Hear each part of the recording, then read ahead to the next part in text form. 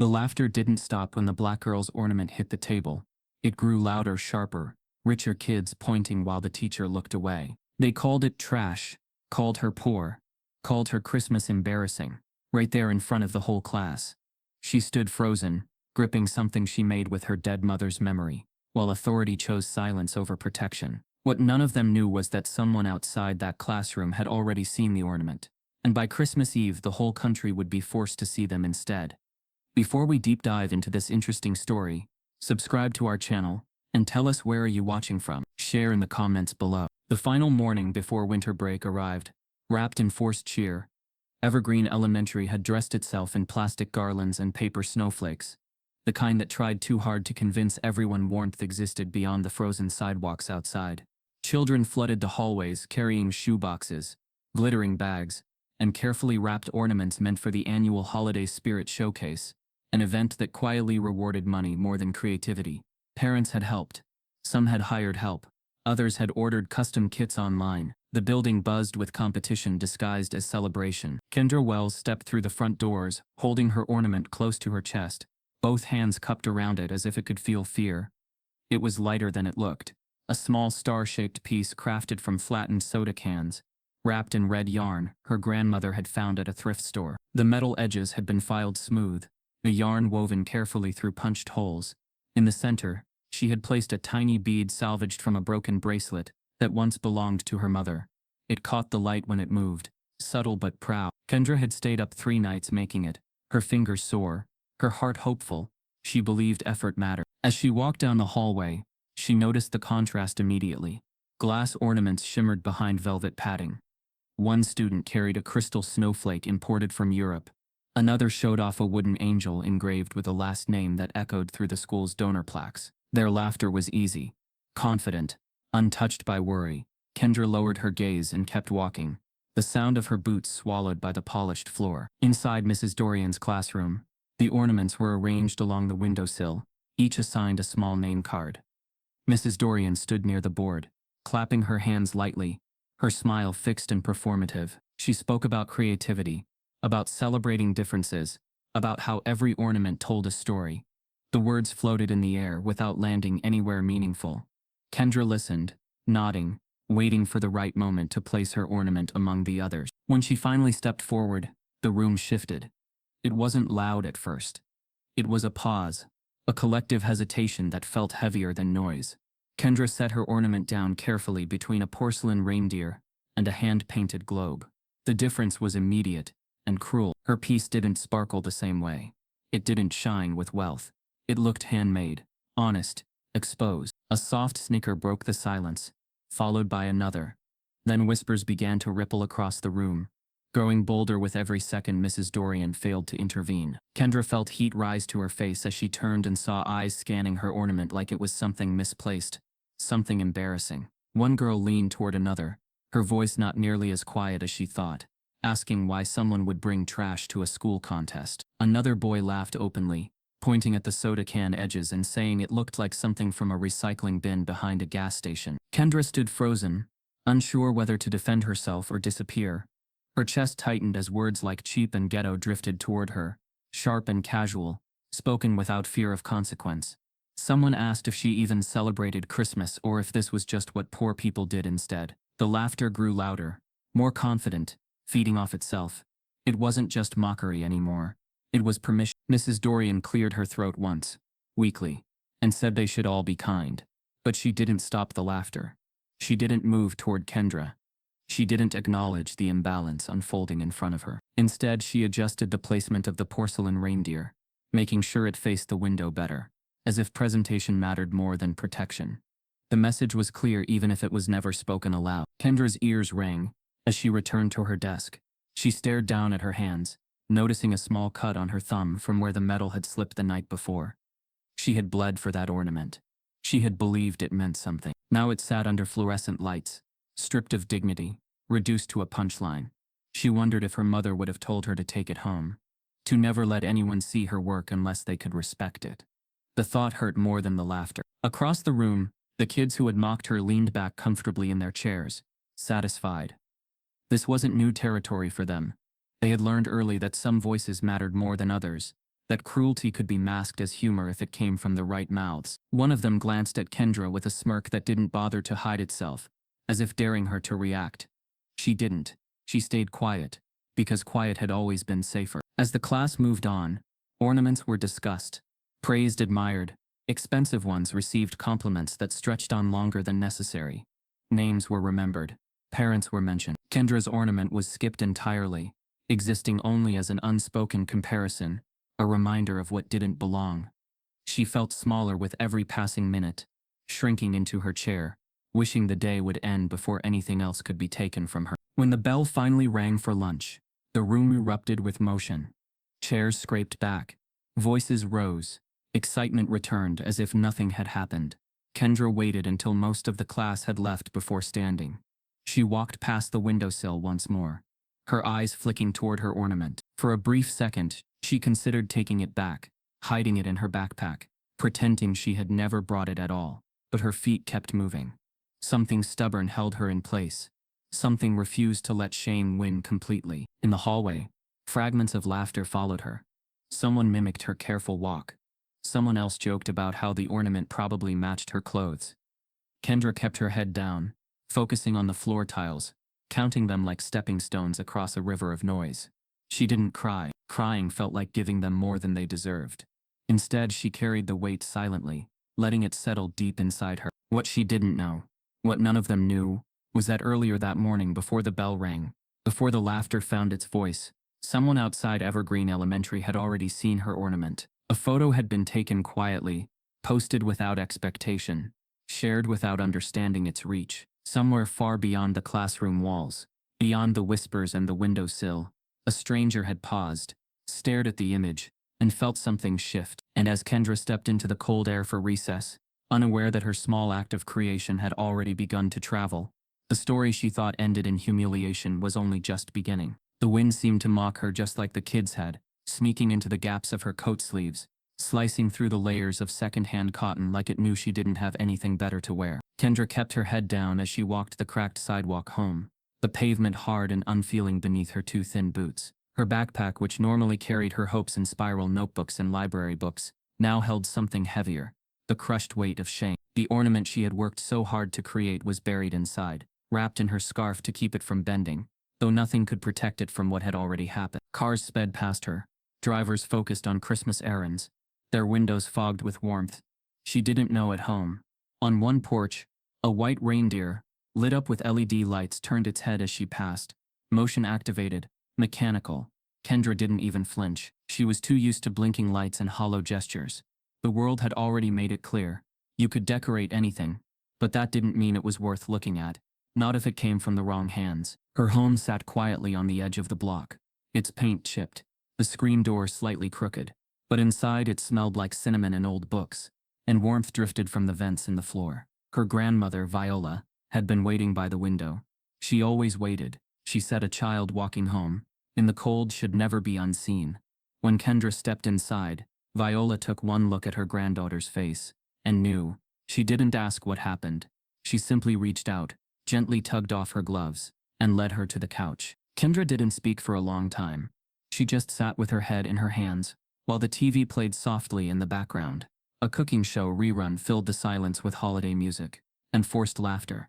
Viola didn't force conversation. She just sat beside her, slowly rubbing her back in circles, like she used to when Kendra was 5, and still asked if stars could fall on you. When the silence broke, it did so in pieces. I really thought it was good," Kendra said finally, her voice barely above a whisper. "I thought it mattered." Viola looked at her with eyes that had seen generations try and fail to be seen, and she said quietly, "It does matter, baby. What they did, that doesn't mean your work is any less.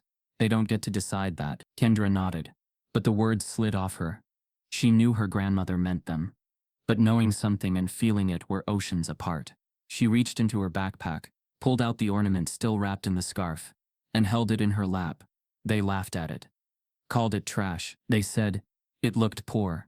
Her voice broke at the last word, not because she didn't know it was true, but because someone had weaponized it. Viola leaned forward, took the ornament in her hands, and turned it slowly.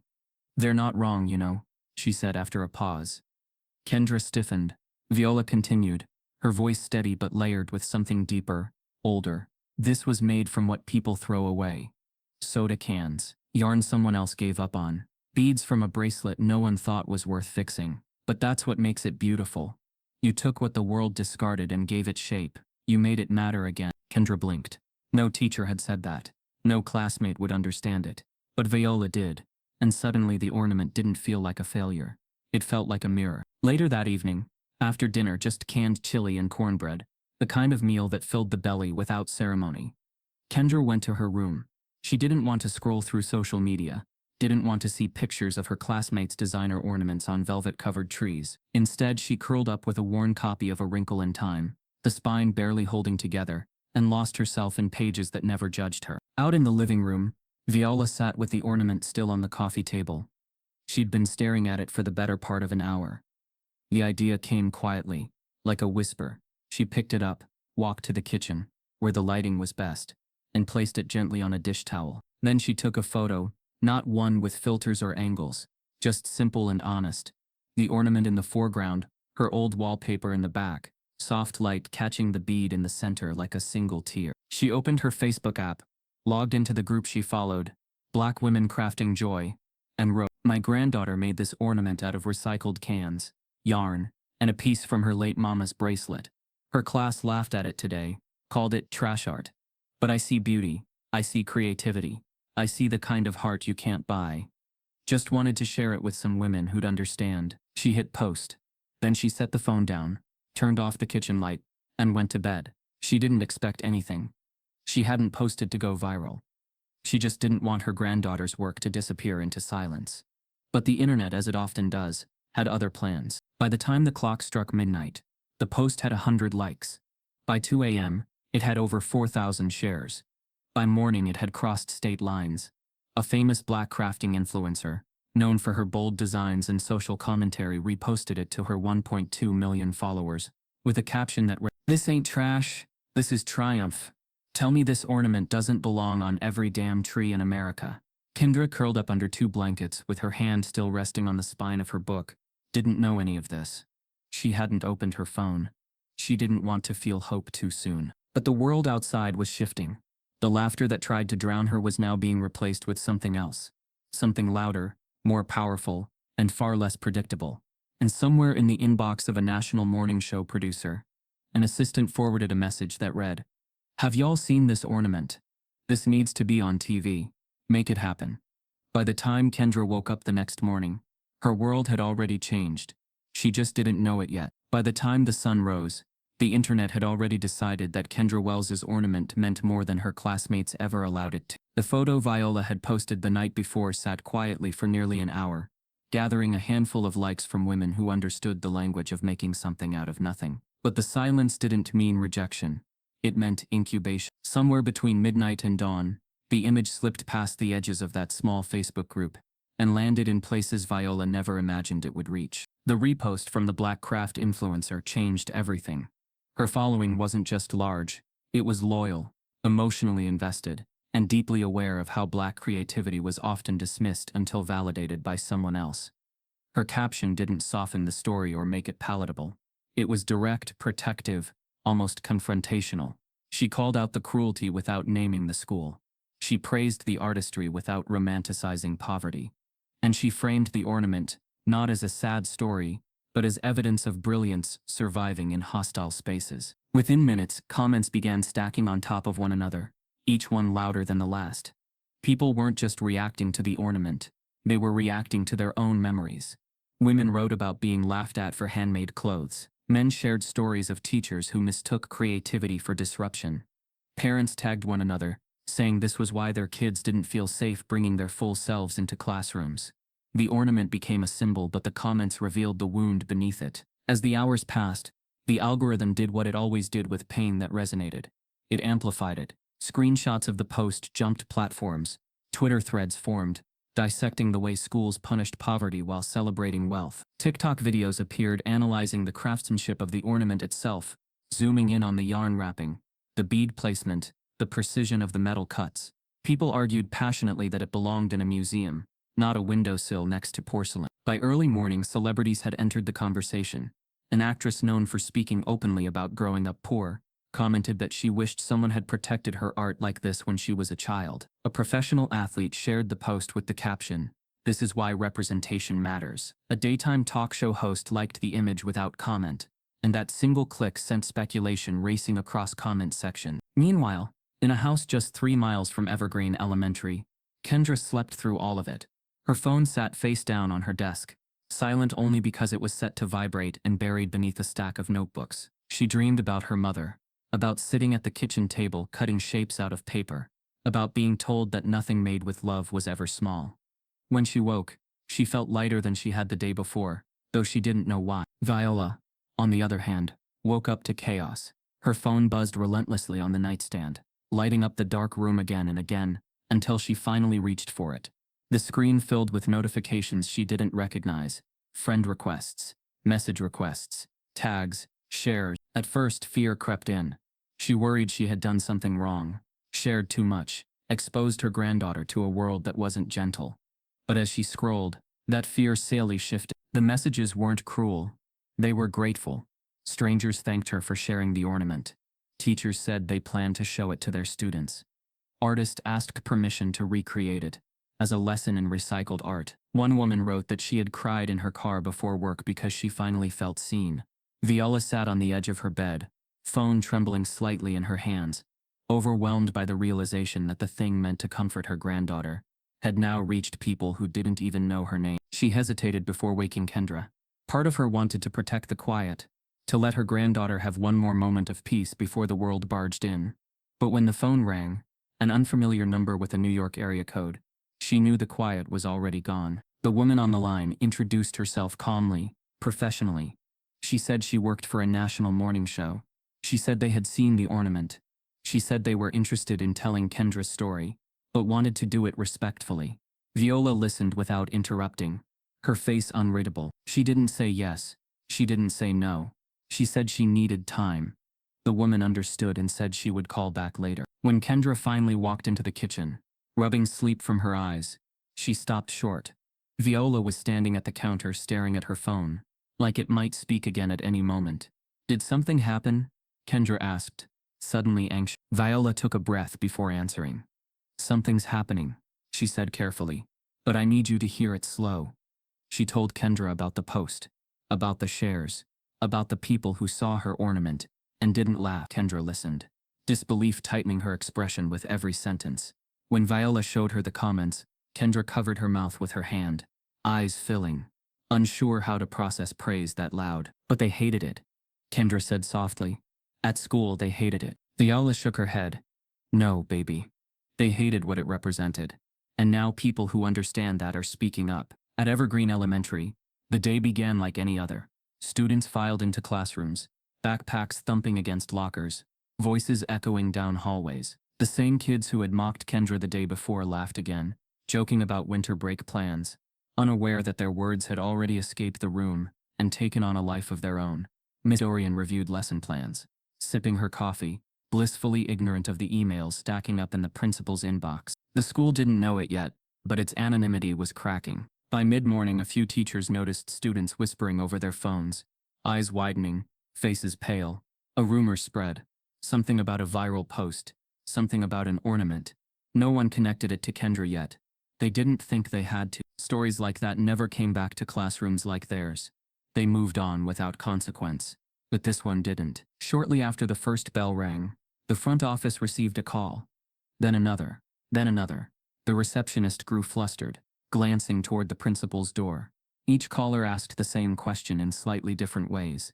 They asked about a student.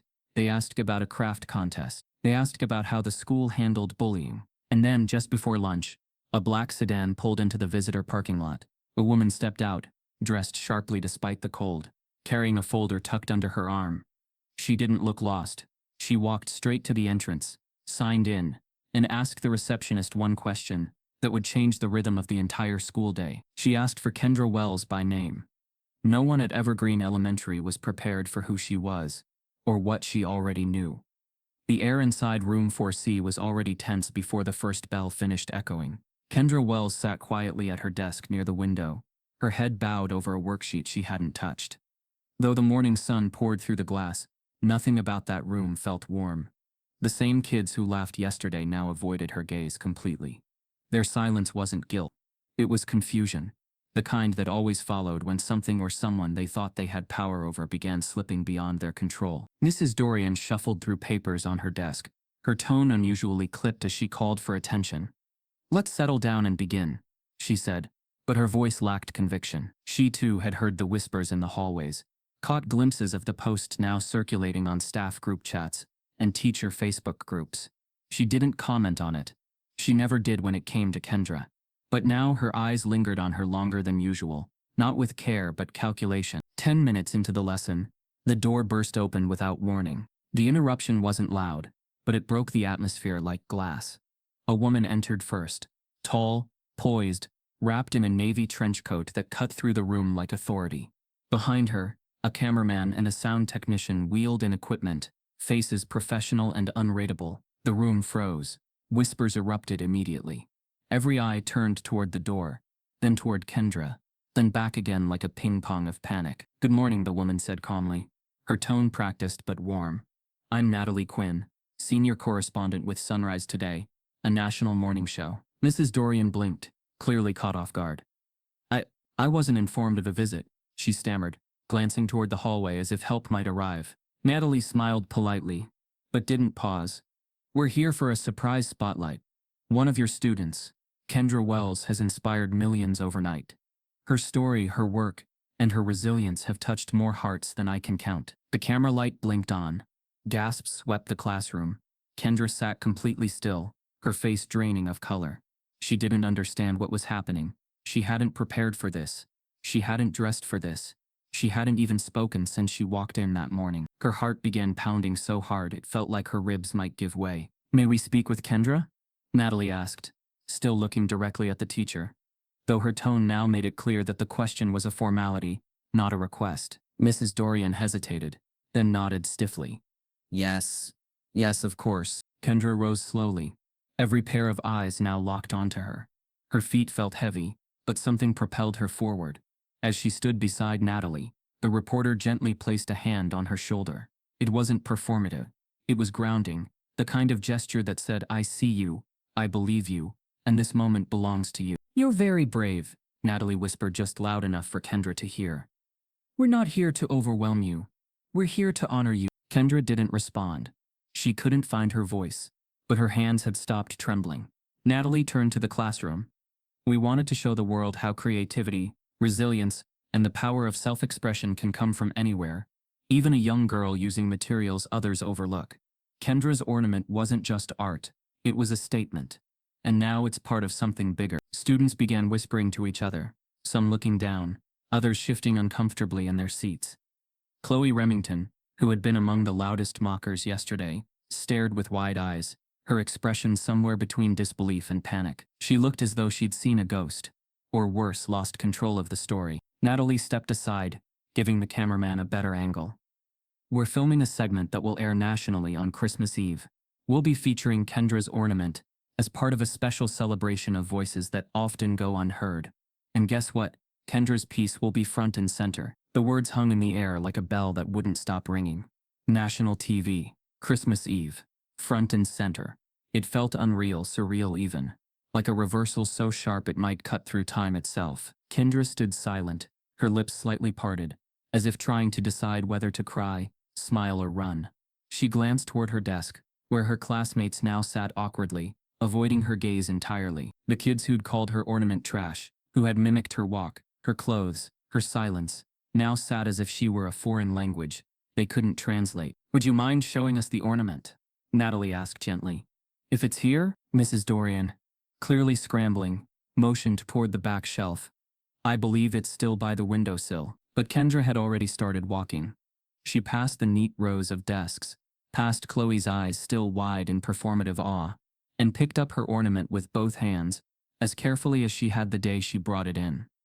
The bead in the center caught the classroom's overhead light again. This time, no one laughed. As the camera zoomed in on the ornament, Natalie spoke to it directly.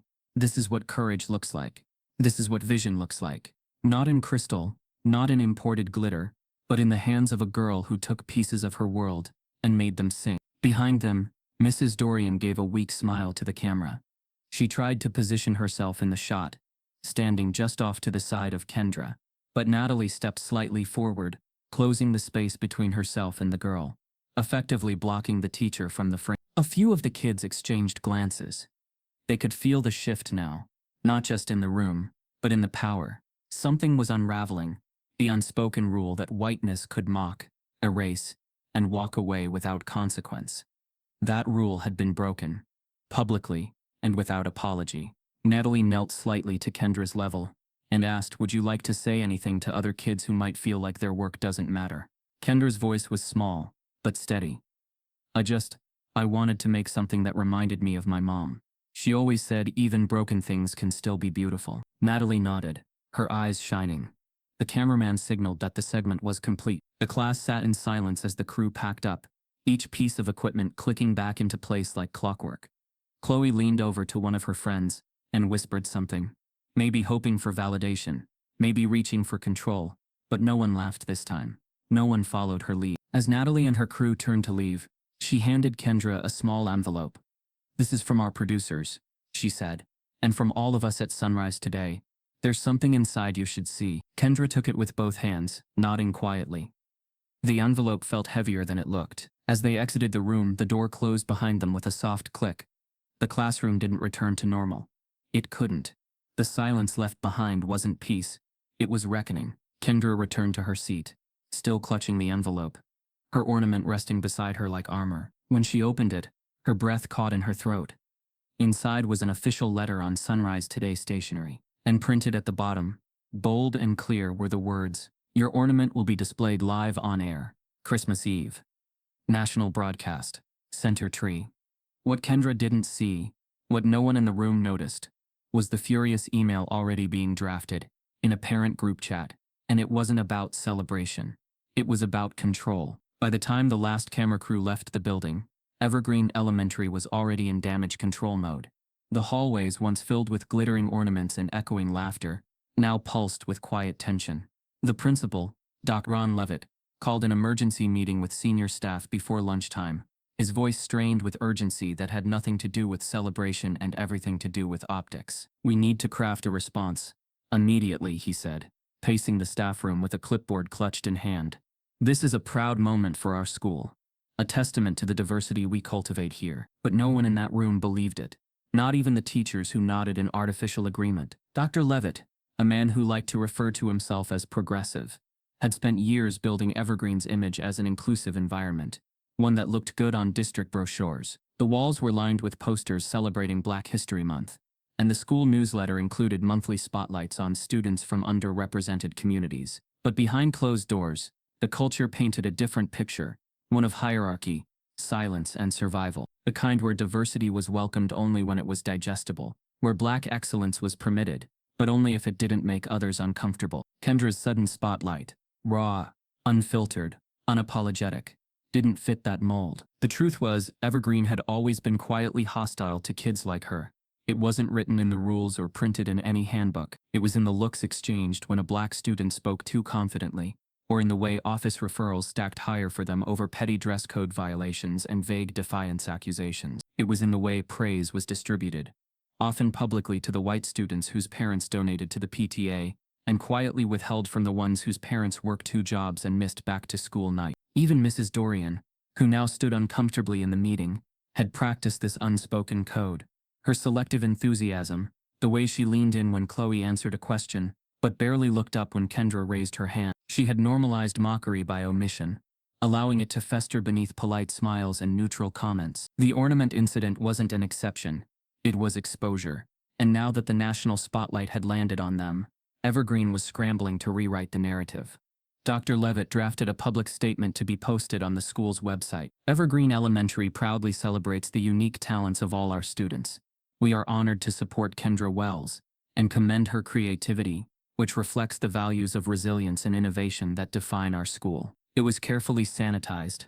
There was no mention of the classroom mockery, no acknowledgement of the racial dynamics, no apology. As the email circulated among staff for review, Miss Breland, a Black teaching assistant who had been quietly observing all year, read it once and pushed back from her desk. She'd worked at Evergreen for 5 years, long enough to see pattern, long enough to know which students were always disruptive, and which were just having a rough day, long enough to know that when white students bullied, it was treated as a lapse in judgment. But when black students reacted, it became a disciplinary event. She didn't speak up often, not because she agreed, but because she understood the cost. But this time, she felt the cost of silence might be greater. She walked down the hallway toward Dr. Levitt's office, knocking firmly. When he opened the door, surprised to see her, she held up the email. "With all due respect," she said evenly. "This statement avoids the actual issue. The fact that Kendra was mocked, and that we let it happen matters. We can't ignore that." Dr. Levitt smiled the way people do when they want to sound open without being open. "I understand your concern, but we're trying to keep the message positive. We don't want to focus on blame." "Is it blame?" she asked. "Or accountability?" He didn't answer. He didn't need to. His silence said enough. That same afternoon, while the administration tried to patch holes in the image, students continued whispering about the TV crew, about Kendra, about the envelope she had received. But underneath the buzz, another current was rising. Resentment. Some of the white students began subtly shifting their narratives, claiming they had always liked the ornament or pretending they didn't laugh. Others felt threatened, though they couldn't explain why. Chloe Remington, whose mother chaired the parent fundraising committee, texted her mom during lunch with a single message. "Something big happened today. You need to do something." By the time school let out, the parent group chat was ignited like a match to dry leaves. Mothers who barely knew each other were suddenly united in indignation. They claimed the school was being hijacked by politics, that their children were feeling targeted, and that the media attention was damaging the reputation of the school. They didn't name race. They didn't have to. Instead, they demanded a special meeting with the principal and floated the idea of redirecting press coverage to highlight other students, to show a balanced picture. One suggested her daughter Chloe's ornament could be part of the story too. After all, it was hand-painted and very sophisticated. Back in Kendra's apartment, none of this noise had reached her yet. She sat cross-legged on the floor beside her grandmother, rereading the letter from the morning show. Her fingers traced the words again and again, almost as if trying to make them more real. For the first time in a long while, she felt seen, not just by her grandmother or by Miss Breland, but by people far beyond her city, people who understood what her classmates couldn't. That creativity wasn't exclusive to the wealthy, and beauty didn't require permission. But even as she sat in that small living room, wrapped in the warmth of recognition, a storm was quietly building around her, one rooted not in obvious cruelty, but in well-dressed deflection. The next morning, the district received an anonymous tip from a staff member. Someone fed up. Someone tired of the performative smiles and half-truths. It included screenshots of the parent group chat, flagged statements from teachers about certain students, and a summary of disciplinary disparities over the past 2 years. The file landed on the superintendent's desk by noon. And just as Evergreen Elementary tried to bury its past, someone from the inside decided to blow it wide open. By the next evening, the celebration surrounding Kendra's ornament had already begun to sour behind closed doors. While social media continued to praise her creativity and national outlets quietly prepared their segments, a very different conversation was unfolding in private inboxes and invitation-only parent forums. These were not conversations about art or resilience. They were about control, about who was allowed to represent Evergreen Elementary, and who was not. The first email went out just after dinner, sent from a polished address bearing a familiar last name. It was carefully worded, polite on the surface, but laced with unmistakable resentment. The sender praised the school for its recent attention, then pivoted sharply, suggesting that the spotlight had become imbalanced. The email questioned whether it was appropriate for one student to receive so much attention, especially when many other children contributed equally meaningful work. It didn't mention Kendra's race directly. It didn't have to. The implication sat clearly between every line. Within an hour, replies flooded in. Mothers echoed the concern, amplifying it with language that pretended to be reasonable. They spoke about inclusivity while actively trying to exclude. They claimed the ornament sent the wrong message, arguing that it highlighted socioeconomic struggle instead of holiday joy. One woman went further, writing that while she sympathized with Kendra's background, she worried the story reduced the school to a charity case and might make donors uncomfortable. Another email followed, more aggressive, less careful.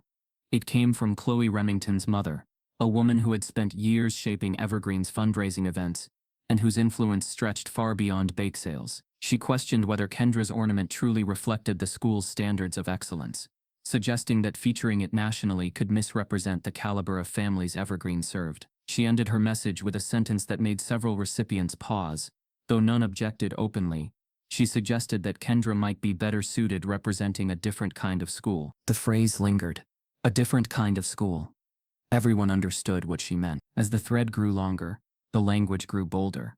One parent accused the administration of favoritism, claiming Kendra was being elevated solely because of optics. Another argued that the ornament wasn't inclusive because it focused on one cultural narrative. Someone else suggested that highlighting a poor black child's struggle on national television felt divisive and could make other children feel uncomfortable.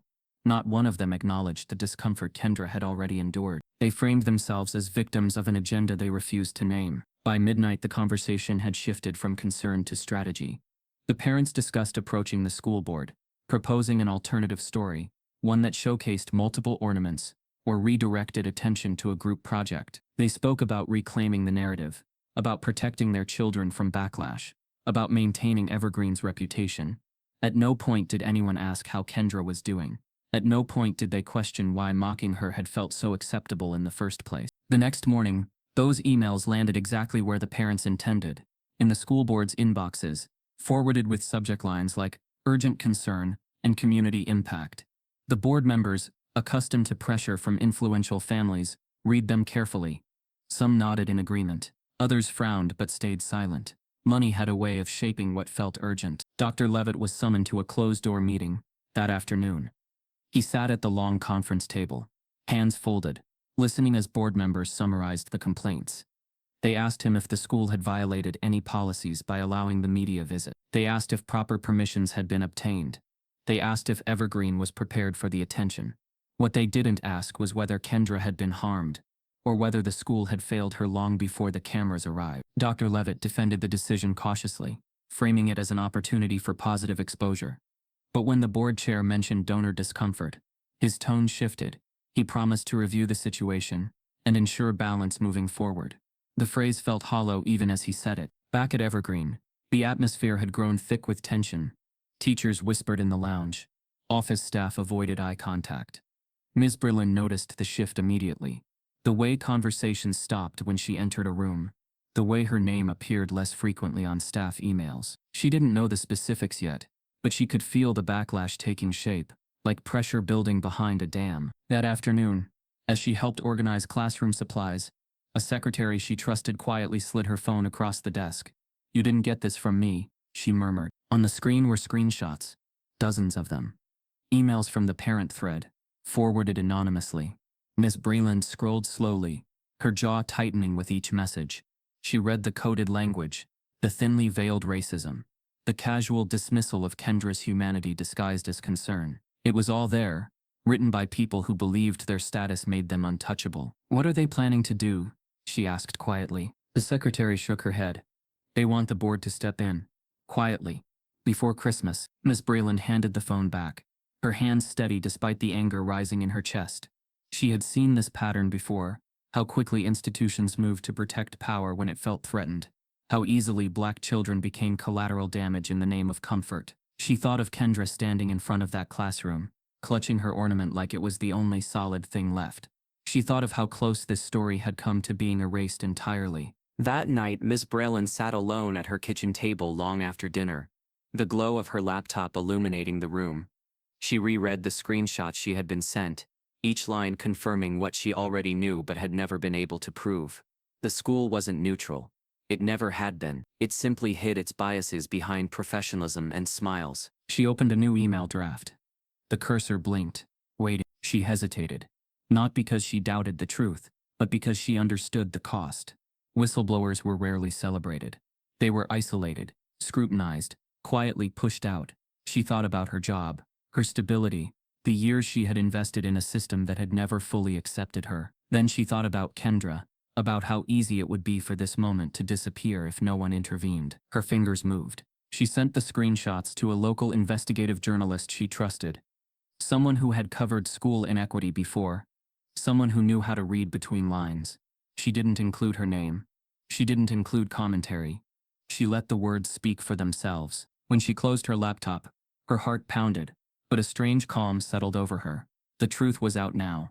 Whatever happened next was no longer hers alone to carry. Across town, Kendra sat at the kitchen table with Viola, practicing what she might say if she ended up on television. She had no idea that behind the scenes, powerful adults were trying to make sure that moment never happened. She didn't know that her story had become a battleground. Not because it was false, but because it was true. And as the journalist opened the anonymous email, recognizing immediately what he was looking at, one thing became clear: this story wasn't going to be buried. By morning, the leaked emails would explode online, and the school would begin hunting for whoever dared to expose them. The email had taken less than 5 seconds to send, but for Ms. Brayland, it felt like setting off a fire alarm in a room soaked in gasoline. She sat at her kitchen table long after midnight, staring at the sent folder as if the words could leap back out and pull themselves into silence. But they didn't. They were out there now, words she hadn't written, but had chosen to unleash. Words from parents who wore polished smiles at school concerts and spoke about equity at fundraisers, while privately conspiring to erase a little black girl's victory. The journalist she had chosen to trust, a young black man named Ellis Tate, wasn't new to controversy. His pieces had already shaken 2 districts in the city, each time revealing uncomfortable truths hidden behind school walls. When his response came just an hour later, it was brief but direct. "We've been waiting for something like this. I'll protect the source. This story matters." And then the momentum began. By morning, Ellis had confirmed the authenticity of the emails. By afternoon, he published the first article. He didn't just expose the parents' racism. He contextualized it. He tied the language in the emails to the broader pattern of how white fragility often weaponized inclusivity to silence black voices. He detailed how the school's silence allowed that toxicity to thrive. Most damning of all, he named the school, the parent group, and their attempt to redirect media coverage. The screenshots were attached, word for word, line for line. It hit the internet like a brick through stained glass. The hashtags rose quickly. Let Kendra Shine trended first. Simple, proud, defiant. Then came Ornament Gate, which gathered steam as more users chimed in with personal stories about being silenced or overshadowed in school systems that only celebrated certain kids. Celebrities reposted the article. Activists drew parallels to structural racism in education. Educators across the country debated publicly about what representation really meant and who got to control it. But while the outside world applauded the whistleblower's courage, inside Evergreen Elementary, paranoia took root. The district superintendent launched an internal investigation, not into the parents who had written the emails, but into who had leaked them. The tone was calm on the surface, but every staff member understood what was really being asked. Personal emails were quietly searched. Staff laptops were audited. Teachers were pulled into one-on-one meetings and asked vague, loaded questions about professional conduct. Ms. Brayland kept her face still and her voice steady. She showed up to work on time. She nodded through meetings. She answered every question with careful neutrality. But inside, her stomach churned. She had known this might come. What she hadn't expected was how quickly people's faces would change. Colleagues she'd eaten lunch with, suddenly giving her wide berths in the hallway. Administrators who used to joke with her now, cawing her movements too closely. She hadn't realized how lonely truth-telling would feel. It didn't take long for Dr. Levitt to make his move. The following week, during an after-school staff meeting, he stood at the front of the media center and addressed the room with a carefully worded statement. "We understand there has been external attention drawn to the school through unauthorized disclosures," he began. "This has caused disruption, and while we respect freedom of speech, we must also uphold professional integrity." He didn't look at Ms. Brayland. He didn't have to. "We will be reviewing staff conduct," he continued, "to ensure Evergreen remains a safe and respectful workplace." A few staff members exchanged nervous glances. Others sat stiffly, pretending not to understand what was being said. But the message was clear. The administration wasn't looking to make things right. They were looking for someone to blame. That night, Miss Brayland stayed at her desk long after the kids had gone. She sat in the empty classroom, grading spelling quizzes, while the overhead lights buzzed faintly. The school, for all its charm, had never felt like home, but it had felt tolerable, until now. Now every corner seemed to breathe suspicion. She could feel eyes on her even when she was alone. The next morning, she was called into Dr. Levitt's office. He didn't accuse her outright. He simply said he was checking in, and mentioned the leak in a tone laced with polite threat. He asked how she was handling the chaos, and whether she felt the school had been unfairly portrayed. His words were dipped in syrup, but the sharp edges were impossible to miss. "I think the story was accurate," she said softly. He didn't respond. He just stared at her for a long moment, then dismissed her with a smile that didn't reach his eyes. Outside, her hands shook. Back in Kendra's world, the mood was changing, but she didn't know why. Her classmates were quieter. Some looked at her like they were trying to rewrite the memory of what they'd done. Others like she had somehow taken something from them. Mrs. Dorian became strangely formal in class, assigning group projects but never pairing Kendra with the same girls who had once tormented her. It wasn't reconciliation. It was rearrangement. Like if they shifted the seating chart, the damage might disappear. Kendra noticed it all, but she said nothing. She was learning, far too early, that silence often masked survival. She clung to her grandmother's words at night, whispering them like prayers. "You did nothing wrong. Don't let them make you feel small." But even she could feel the pressure building, like a wave about to crest. Meanwhile, Ellis published a follow-up article, this time including comments from former staff members who had left Evergreen due to what they called a culture of casual exclusion. Anonymous quotes described faculty meetings where diversity was discussed like a brand, and decisions made based on who wouldn't make waves. One former teacher revealed she was told not to push race issues when designing the history curriculum. Another said she left after watching a black student suspended for behavior that got a white student a warning. The district couldn't ignore it anymore. A board meeting was scheduled. Emergency status. Parents would be invited. Media would be watching. Questions would be asked. But even as the meeting loomed, another email surfaced, and this one wasn't leaked. It was sent directly to the superintendent's office. The subject line read, "Staff member in breach of confidentiality. Potential whistleblower." And this time, Ms. Breland's name was printed at the very top. The warning came wrapped in professionalism, delivered with a tone so calm it almost sounded kind. Ms. Breland sat across from Dr. Levitt in his office, the blinds half drawn as if even daylight needed to be filtered. He folded his hands, leaned back in his chair and spoke carefully, each word chosen to leave no fingerprints. He said the district valued her contributions.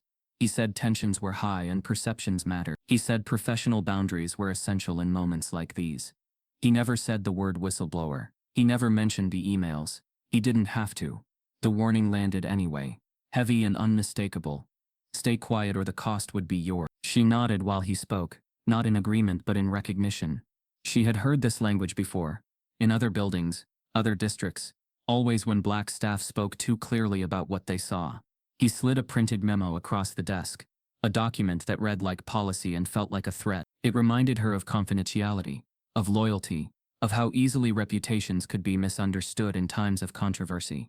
She signed it because refusal would have been interpreted as defiance, and defiance was a luxury she'd never been afforded. When she left the office, the hallway felt narrower than usual. The walls, once lined with student art and cheerful slogans, seemed to watch her pass. Colleagues offered polite smiles that didn't linger. No one asked if she was okay. Silence had settled into the building like dust, coating every interaction. It wasn't fear exactly. It was alignment. People aligning themselves away from the blast radius. That night, Miss Browning drove home with the radio off. The quiet helped her think, but it also made room for doubt to creep in. She wondered if she had moved too fast, trusted too much, underestimated how quickly institutions closed ranks. She thought of the kids who depended on her steadiness, of the rent due at the end of the month, of the way her mother used to say that courage didn't always feel brave in the moment. It often felt lonely. She pulled into her driveway and sat in the car for a long time, hands resting on the wheel, breathing through the knot in her chest. The voicemail arrived just after 10. Her phone buzzed once, a blocked number, then went silent. She didn't listen to it right away. She knew, somehow, that once she pressed play, something would shift. When she finally did, the voice on the other end was low and controlled, the kind that practiced sounding reasonable while delivering menace. It told her she had gone too far. It said people were watching. It advised her to stay in her place before things got complicated. The message ended without a threat that could be quoted, without a name that could be reported. It ended the way these messages always did, with implication. Ms. Berlin sat on the edge of her bed and stared at the wall while the voicemail replayed in her head. She felt anger, yes, but beneath it was a colder realization. This wasn't about one leak or one story. This was about reminding her that even now, even with the world watching, power could still reach into her living room and whisper. The courage she'd felt when she hit send thinned into something sharper and more dangerous. Resolve. She didn't tell anyone that night. Not the journalist. Not her sister. She showered, made tea, and folded laundry with hands that moved on muscle memory. When she lay down, sleep came in fragments. Every sound outside her window felt intentional. Every vibration of her phone made her heart jump. She told herself she would not be scared into erasing the truth she'd already set loose. At Evergreen the next day, the atmosphere curdled. A memo circulated, reminding staff to direct all media inquiries to the district office. Another email asked teachers to avoid discussing ongoing matters with students. The implication was absurd. Students already knew. They felt it in the way adults tensed, in the sudden rigidity of routines. Kendra noticed it most when Mrs. Dorian avoided her eyes entirely, as if eye contact might be interpreted as endorsement. Kendra herself was suspended between two realities. Online, strangers praised her ornament with a reverence that made her blush. At school, she moved through hallways where whispers followed her, like static. Some kids treated her like glass, too careful, unsure how to speak. Others were sharper, their envy slipping through side glances and half smiles. She felt older than she had a week ago, as if attention had pressed years into her shoulders overnight. Viola tried to keep evenings normal. She cooked, asked about homework, reminded Kendra to drink water, but she watched the news with the volume low, catching her breath whenever Evergreen's name scrolled across the ticker. She worried about the cost of visibility. She had lived long enough to know that praise could flip into punishment without warning, especially when it unsettled people who preferred the world quiet and predictable. Across town, Ellis Tate fielded calls from producers and editors who suddenly wanted follow-ups, exclusives, timelines. He noticed something else too. Messages from anonymous accounts attempting to discredit the leak, to frame it as fabricated or exaggerated. The playbook was familiar: attack the messenger, muddy the water, exhaust the public. He published another piece anyway, this one contextualizing the threats faced by educators who speak out. He didn't name Miss Breland, but he didn't soften the reality either. The district, feeling heat from all sides, scheduled a press availability and promised review. The words sounded helpful and meant very little. Behind the scenes, legal counsel advised caution. Public statements were scrubbed of accountability. The goal was not repair, it was containment. And then the teaser aired. Early the next morning, while families poured cereal and rushed to work, a national morning show cut to a bright studio decked in lights and ornaments. The host smiled into the camera and said they had a surprise holiday story that would melt hearts across the country. The screen flashed a blurred image, a small star shape catching the light, a hint of red yarn. The Chiron promised hope, resilience, and a young artist whose work reminded America what the season was about. In Evergreen's front office, the television was muted but on. Dr. Levitt stopped mid-sentence, as the image flickered. In the teacher's lounge, a few staff members froze with coffee cups halfway to their mouths. In a modest apartment across town, Kendra sat at the kitchen table tying her shoelaces, while Viola watched the screen, breath held, recognizing the outline of that bead, that careful wrapping. Miss Breland stood at her window, phone in hand, the voicemail still saved. She watched the sun rise, and understood the moment for what it was. The story had escaped the building, the district, the threats. It was bigger now, which meant the response would be As the hosts promised a reveal on Christmas Eve, the camera faded out, and Kendra's name appeared on screen. Unmistakable, unavoidable, center frame. December 24th arrived, cloaked in light and tension. Studio 8B, at the Sunrise Today headquarters, buzzed with holiday decorations and 1,000 moving parts. Producers with headsets, camera operators, adjusting angles, floor managers, rehearsing transitions. But at the heart of the glitter and garland stood a quiet 11-year-old girl, holding something far more powerful than a script, a story the world had been waiting to hear. Kendra Wells stood just off stage in a simple red dress, not sparkly or flashy, but warm and carefully chosen by her grandmother, Viola, who sat just behind the camera rows. Her hair was braided neatly, a soft ribbon tied at the end, and in her hands, wrapped delicately in tissue paper, was the ornament.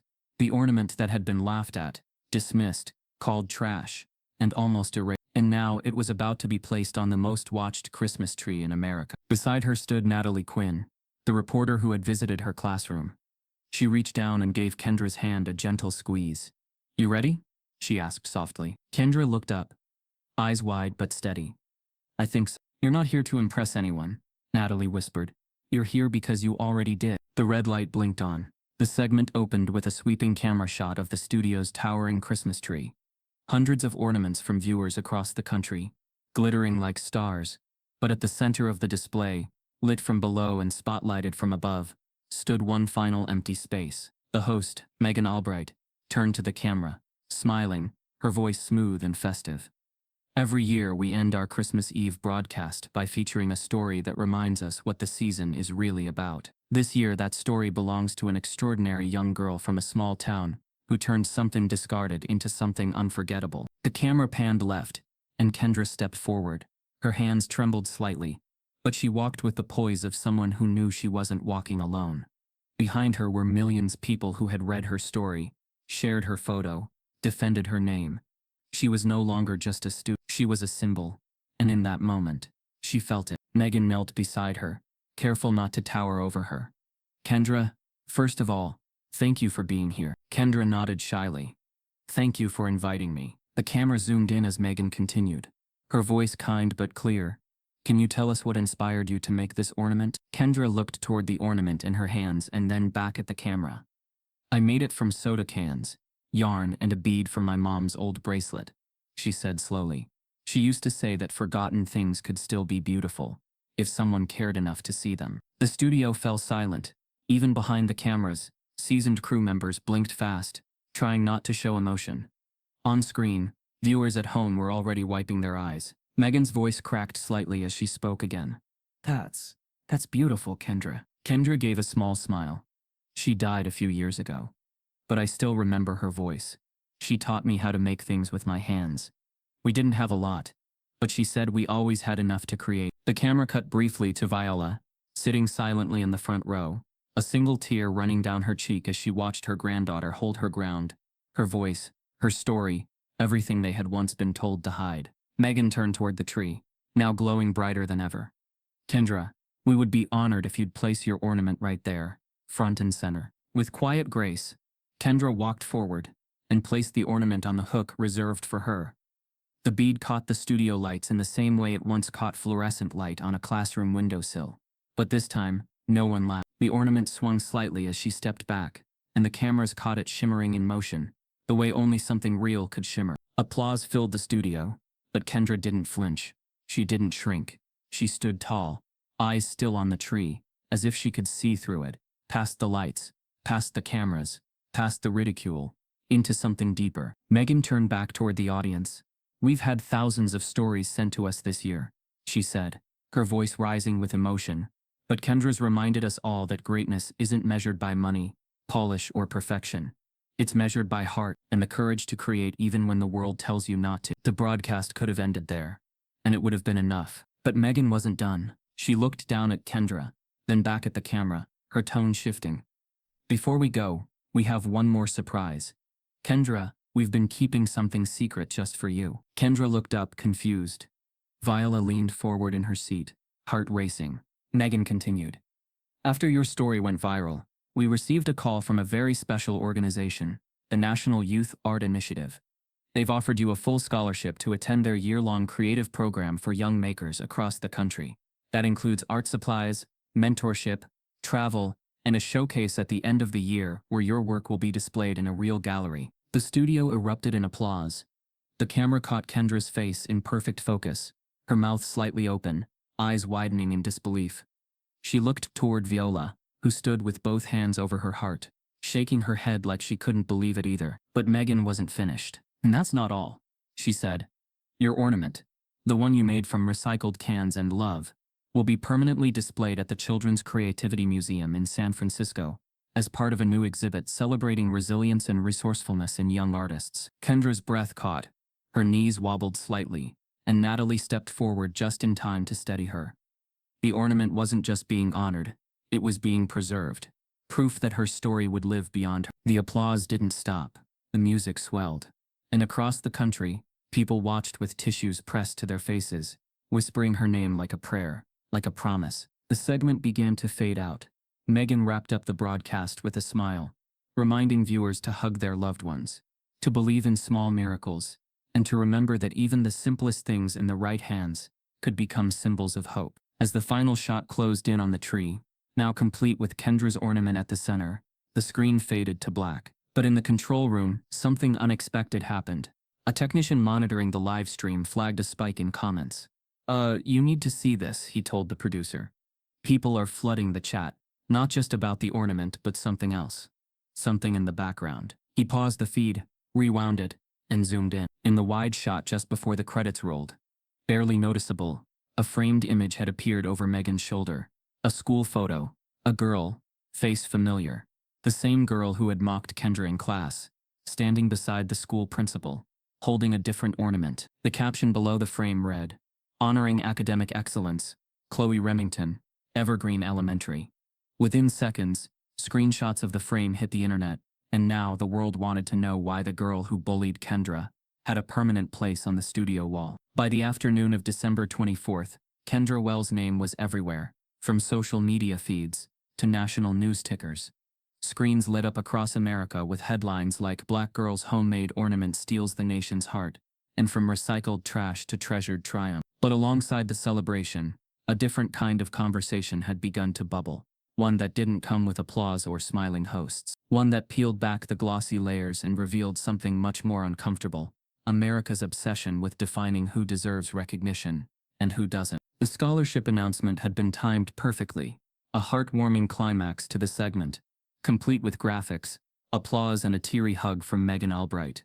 The offer came from the prestigious Aurora Youth Arts Initiative, known for turning young creatives into prodigies with museum features and gallery tours.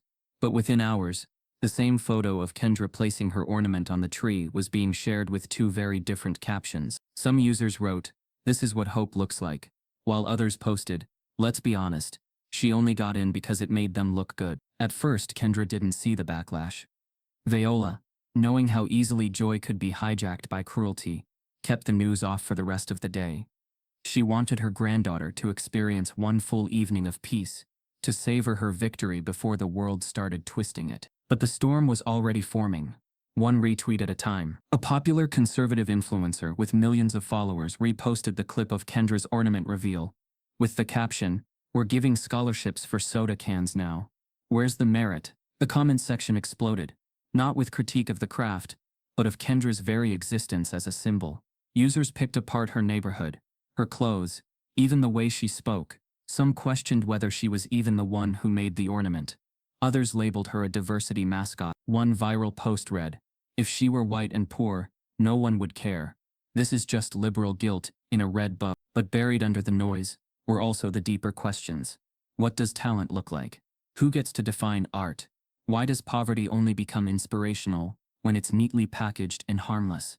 Black educators, artists and activists flooded timelines with powerful responses. They pointed out how poor Black creativity had long been mined for aesthetic, while its creators were left out of the institutions that celebrated it. They reminded people that this wasn't about a soda can, it was about a girl who was never meant to win being seen as worthy for the first time. Kendra, meanwhile, sat cross-legged on the living room carpet, rereading the scholarship letter in her lap, while Viola combed her hair gently. "Do you think people will stop talking about it soon?" she asked, her voice small but steady. Viola paused. "They'll keep talking, baby, because you made them feel something. And not everyone likes that." Kendra nodded. "But I didn't do anything wrong." Viola's hands stilled. "Exactly. That's why it matters." Across the city, in the cramped office of a public school data analyst named Jalen Price, another kind of story was unfolding. Jalen had been watching the Kendra coverage closely, not just as a father of two daughters in the same district, but as someone who'd spent years compiling statistics on educational inequity. He knew the numbers, he'd seen them ignored, but when he saw Kendra on TV, something shifted. He recognized her school. He recognized the pattern. And then he pulled the data. Evergreen Elementary had long branded itself as a progressive, high-achieving public school, but Jalen's records painted a different picture. Over the past 4 years, disciplinary referrals for Black students were nearly 4 times higher than their white peers. Suspension rates showed the same. Classroom removal incidents overwhelmingly skewed. And perhaps most damning, while Black students made up just 22% of the student body, they accounted for 71% of behavior-related write-ups. Most of the infractions were for vague terms like defiance, disruption, or non-compliance. Jalen didn't just post the charts. He wrote a full breakdown. No fluff, no drama, just receipts. He included anonymized examples of discipline referrals, redacted email summaries, and specific year-over-year comparisons. And at the top of the post he wrote, "You're debating whether this black girl deserves her scholarship. Meanwhile, this is what she was surviving."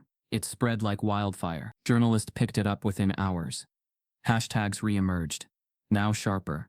"Let Kendra shine" became "Kendra survived this." The data wasn't emotional, but the reaction to it was. Teachers from other schools confirmed the trend. Parents posted their own horror stories. Students who had aged out of Evergreen came forward, recalling the way they were policed while white classmates were corrected. The most viral comment came from a black mother in another state. "Y'all only like black kids when they're exceptional. But even when they are, you still want to make them earn it twice." Meanwhile, Evergreen Elementary tried to spin the moment. Dr. Levitt released a new statement praising Kendra's success and claiming the school was actively reviewing its disciplinary practices. But to anyone paying attention, it was clear, the review only started because they got caught. Inside the school, tension was boiling. Staff emails leaked. Some teachers privately expressed anger at being dragged into controversy. Others defended the culture, insisting, "We treat all our students the same." But that was the problem. They did. Kendra returned to school 2 days after the segment aired. She walked into the building with a scarf wrapped tightly around her head.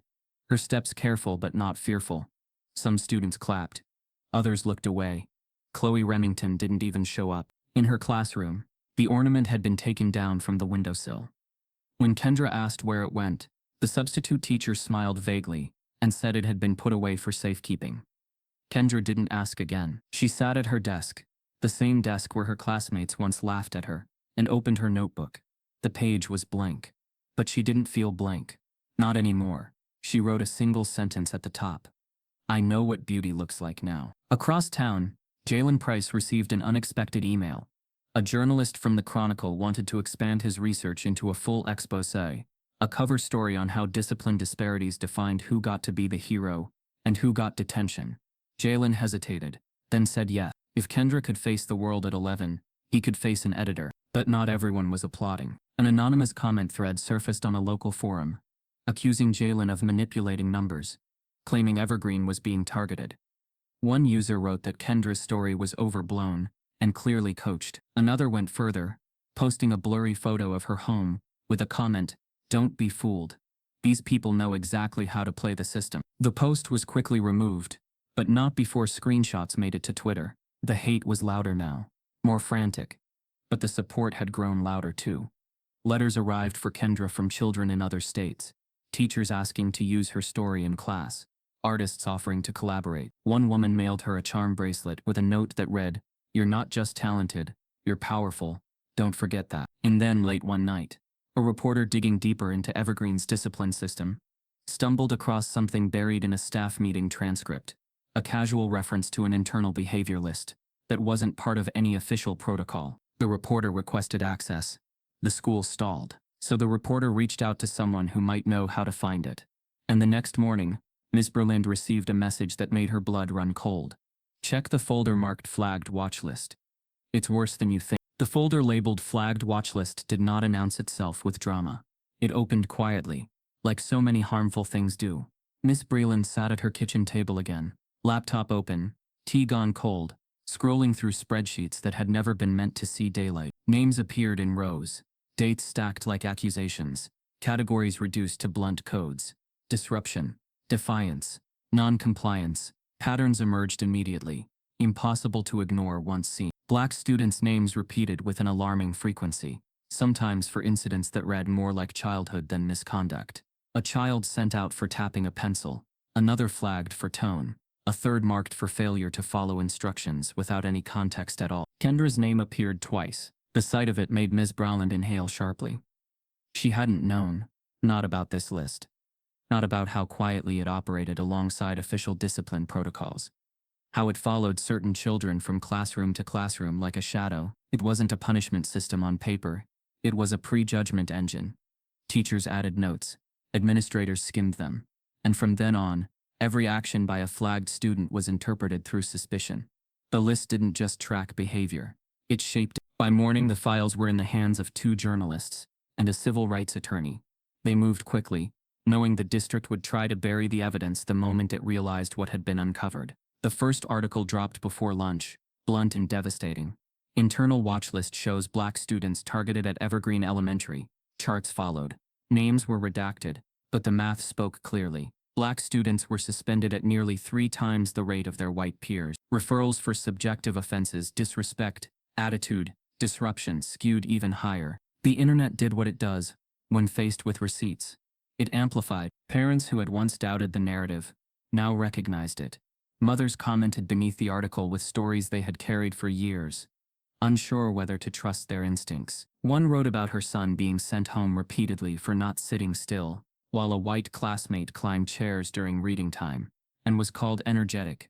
Another shared that her daughter stopped raising her hand entirely after being labeled aggressive for speaking too confidently. Fathers posted screenshots of emails that had made them feel small, dismissed, or threatening for simply asking questions. Kendra's ornament had been the spark, but this was the fire beneath it. Outside Evergreen Elementary, the mood shifted from whispers to action.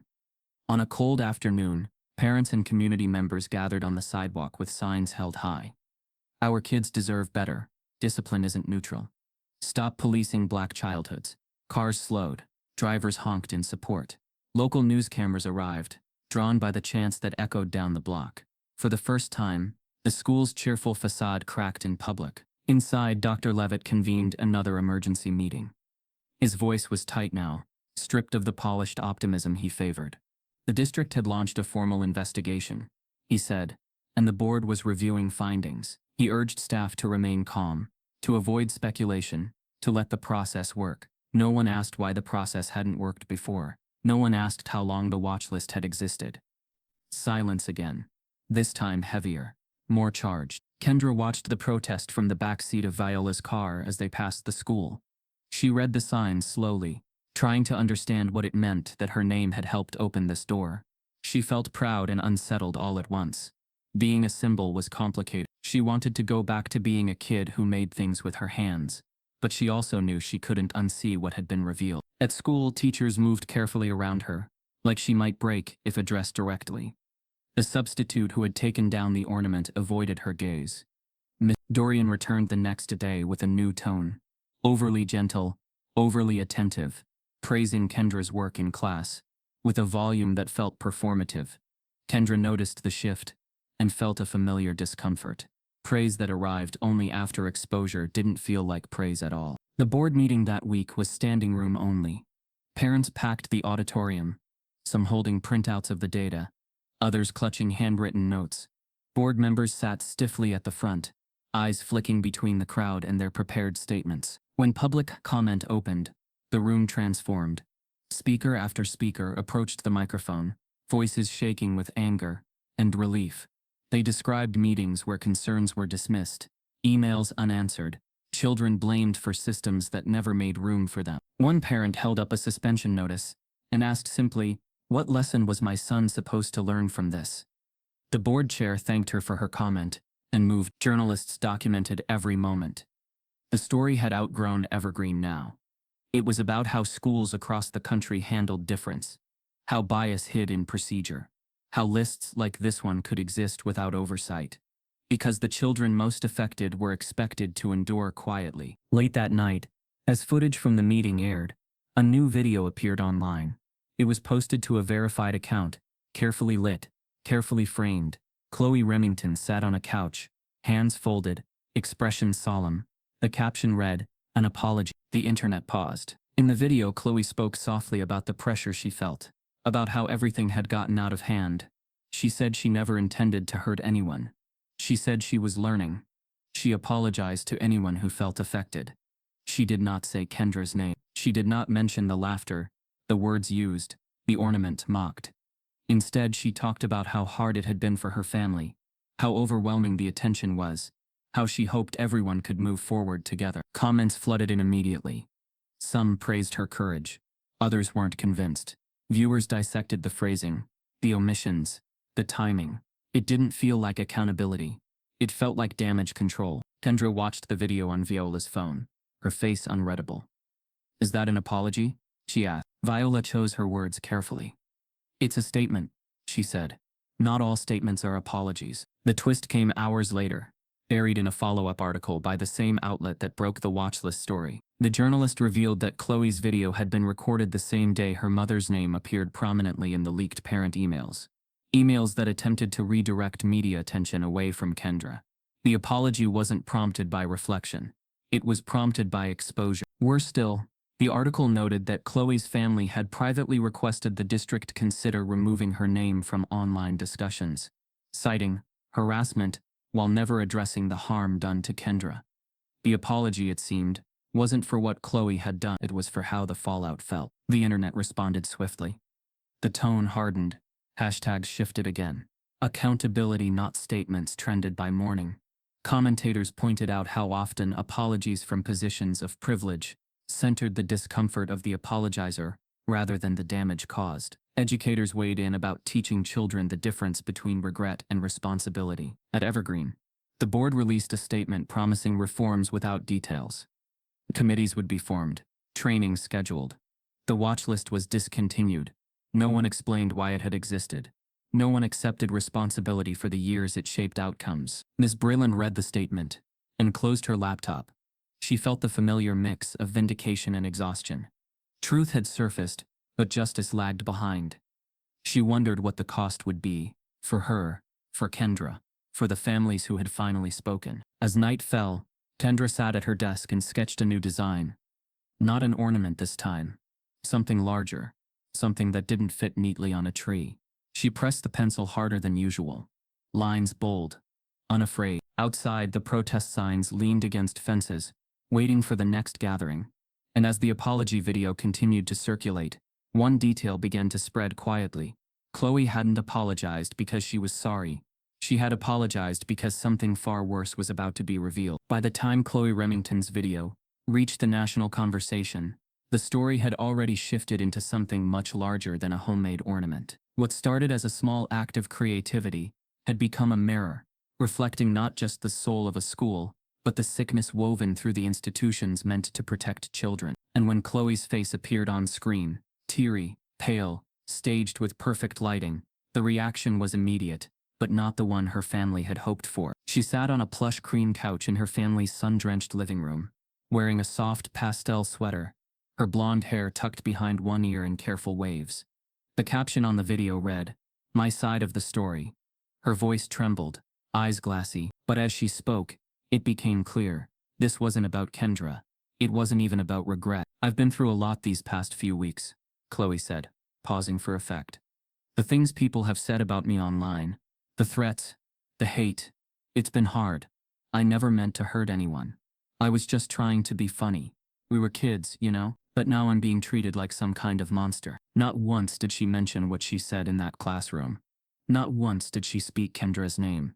The closest she came to acknowledging her actions was a vague reference to things I may have said that were misunderstood. Then near the end, her mother's voice could be heard off camera, gently encouraging her to stay strong and remember who you are. What should have been accountability turned into a press release for pity. The backlash was swift and ruthless. On Twitter, users posted side-by-side comparisons.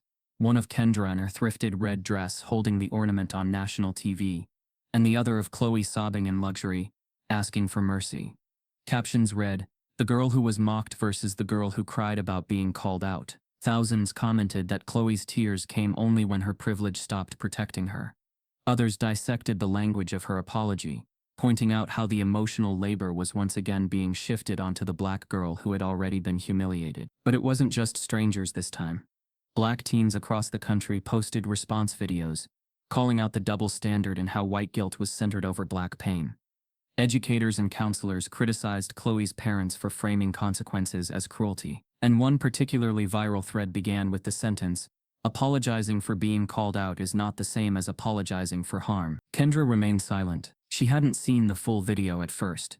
Viola tried to shield her from it, but eventually the clips found their way into her feeds. Friends from other schools sent her messages of support, while some asked what she thought. She didn't respond, not because she had nothing to say, but because she had everything to feel. She watched the video alone in her room, sound off at first, then turned on slowly. Her face never changed, But by the time it ended, her fingers were curled tightly around the edge of her desk. Her knuckles She didn't even say my name, Kendra whispered later to Viola, eyes locked on the floor. She cried, but she didn't say my name. Viola knelt beside her, voice calm but firm. That's because it was never about you for her. It was about her reflection in the mirror, and how much she hated what she saw. Across town, Evergreen's administration tried to distance itself from the fallout. Dr. Levitt released a short statement, claiming the school supported all its students equally and was working toward restorative dialogue. But no one was listening anymore. The video had lit a new fire, and for the first time since the ornament went viral, public sympathy tilted sharply in Kendra's favor again, not out of guilt, but out of clarity. Then came the twist. 3 days after Chloe's video dropped, a new leak surfaced. This time, it wasn't from a journalist or a whistleblower. It was from a former Evergreen teacher, who had quietly left the school 2 years earlier, after clashing with the board over discipline policies. She posted a series of screenshots to her private Instagram, which were quickly picked up by the media. One showed an internal memo circulated by the PTA, signed by Chloe's mother, warning that sudden national attention on the wrong student could undermine years of progress in fundraising and public image. Another included a calendar event, labeled Alternate Spotlight Strategy, listing Chloe's name as a possible nominee for media redirection. The internet erupted again. Now, the apology video took on an entirely new shape. Not just tone-deaf, but calculated. It wasn't about Chloe processing harm. It was about getting ahead of a story she knew was about to collapse. Back at Evergreen, tensions boiled over. Students began speaking out more openly. A group of older black girls from the middle school wing organized a visibility day, asking students of color to wear homemade buttons that said, "I deserve to be seen." A few white students joined. Others scoffed. Teachers were split. Some praised the action privately, others warned that it would create division. But the buttons showed up anyway, over coats and backpacks, in lunch lines and recess games. Kendra wore hers proudly. By the end of the week, the school board announced a special session. Public, recorded, open to all. Security would be present. So would the media. No one knew exactly what to expect. That evening, the auditorium filled quickly, murmurs buzzing louder than the old sound system could handle. Parents shuffled programs. Students held posters. Journalists set up cameras. At the front of the room, the board members sat in a line, expressionless but alert. Dr. Levitt looked more drawn than usual. A tightness clung to his face that even his suit couldn't hide. The meeting opened with routine agenda points, then moved to public comment. A mother stepped forward first, a black woman whose son had been suspended twice in one semester for talking back. She spoke clearly, naming the teachers who had ignored white boys doing the same thing. Her voice never Another followed. Then another. Stories layered on top of each other like bricks building a wall too solid to ignore. Parents talked about invisible rules, about teachers who smiled but never saw their kids, about administrators who praised diversity in public and punished it in practice. And then, without warning, a tall man rose from the back row and made his way to the podium. He didn't carry notes. He didn't wear a badge. But as soon as Kendra saw his face, her breath caught. It was her father. She hadn't seen him in over a year. He had left quietly, after her mother's funeral, not because he didn't love her, but because grief had swallowed him whole. He moved out of state, promised to get better, and barely called. Viola had said he was trying, that he still cared, but Kendra had tucked him away in the corner of her heart, where lost things lived. And now, here he was. The room stilled. He cleared his throat and began to speak. "My name is Ellis Wells," he said, voice low but steady. "And I'm the father of Kendra Wells, the little girl whose ornament you tried to erase." Gasps whispered across the room. The board leaned forward. "I've watched all of this from a distance," he continued. "I watched my daughter get mocked. Then I watched her get praised. And then I watched her be turned into a debate. But let me be very clear. My daughter doesn't owe anyone forgiveness for surviving the systems you built to fail her." He turned slightly toward the cameras now. "Chloe's tears didn't fall until the power shifted. My daughter's tears fell when no one was watching. That's the difference." A pause. "And now you're all watching." He stepped back without another word. The room erupted in applause. Not polite, not hesitant, thunderous.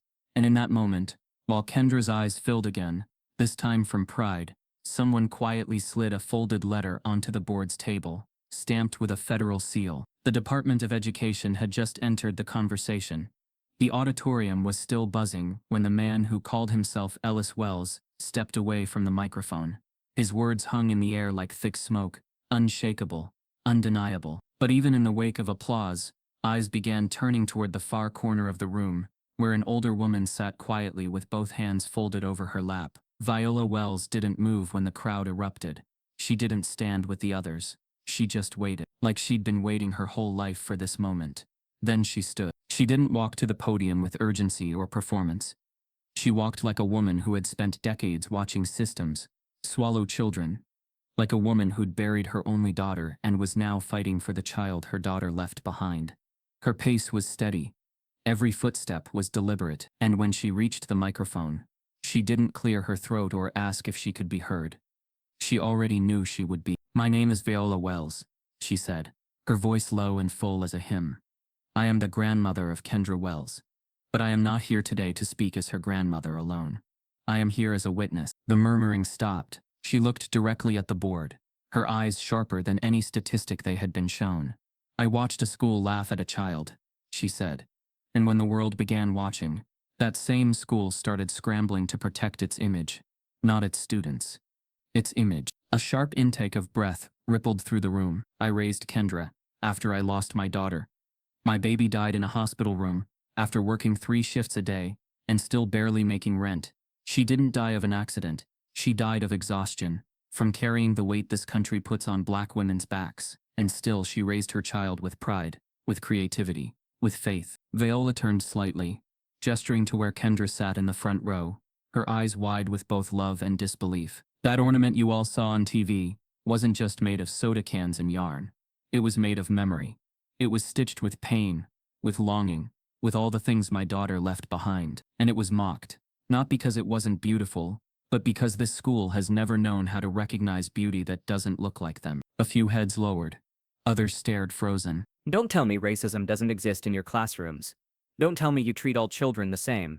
I've watched my granddaughter come home quieter each day.